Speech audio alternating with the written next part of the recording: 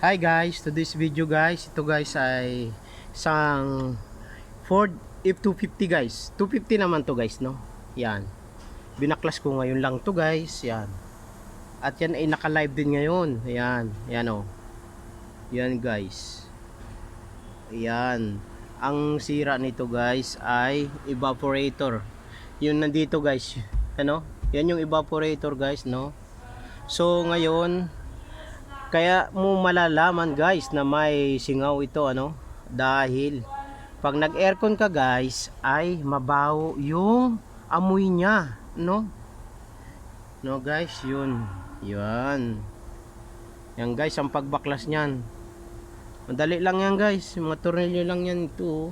Ito, don't forget ito guys. Yan lang. Yun sa kabila guys, no?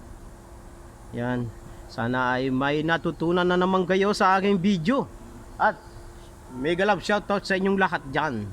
Thank you so much sa inyong panonood at hindi pag-skip ng ads. Maraming salamat po. Ito ang inyong kakampi na si Mark Dave Collins.